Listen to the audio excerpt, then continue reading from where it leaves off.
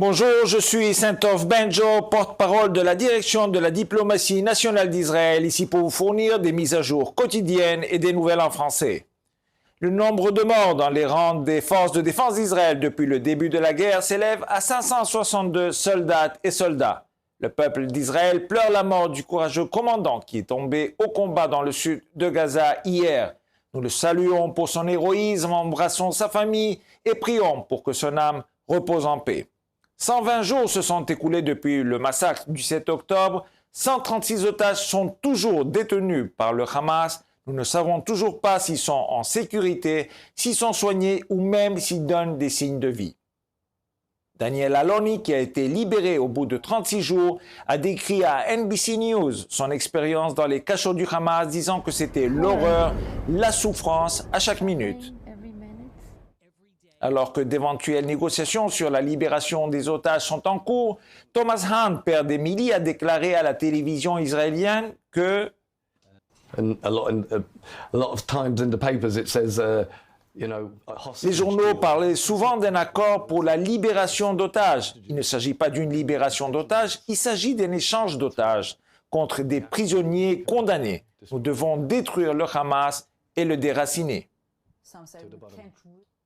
Moins d'une semaine après la révélation de l'implication de travailleurs de l'UNRWA dans le massacre du 7 octobre, le député norvégien Asmund Aukrust a proposé la candidature de l'Office de secours et de travaux des Nations Unies pour les réfugiés de Palestine dans le Proche-Orient, l'organisation UNRWA, pour le prix Nobel de la paix.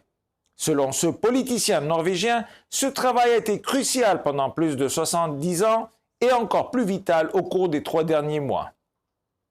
Plus d'une douzaine de pays, dont les donateurs importants tels que les États-Unis, l'Allemagne, la Grande-Bretagne, la Suède, ont suspendu le financement de l'Agence des Nations Unies en raison des accusations selon lesquelles 12 membres du personnel auraient été impliqués dans les atrocités du 7 octobre, au cours desquelles les terroristes du Hamas ont tué 1200 personnes, dont la plupart étaient des civils qui ont été massacrés, brûlés, torturés et violés.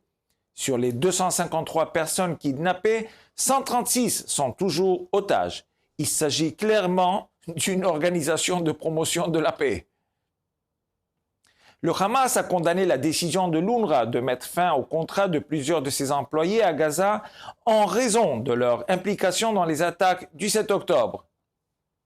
La déclaration dit la position politique que l'UNRWA doit adopter sur la base de son mandat et celle qui défend les droits des réfugiés qu'il représente et surtout leur droit à la protection et à la résistance à l'occupation par tous les moyens légitimes ainsi que leur droit au retour dans leur foyer.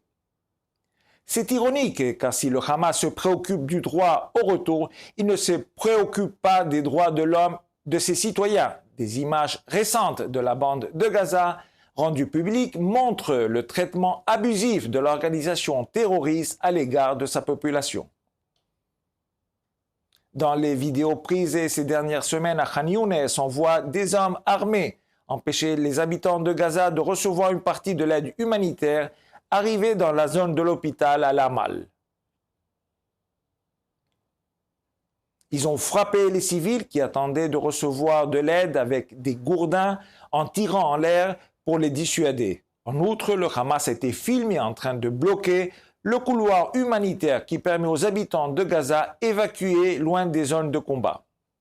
Une organisation terroriste qui détruit la vie de son propre peuple, ainsi que celle de juifs innocents, ne peut être laissée en place sous quelque forme que ce soit. Israël doit éliminer le Hamas non seulement pour la sécurité à long terme d'Israël, mais aussi pour la sécurité des Palestiniens eux-mêmes. Comme toujours, nous sommes à votre disposition 24 heures sur 24 pour répondre à vos questions aux coordonnées indiquées à l'écran. Merci de votre attention.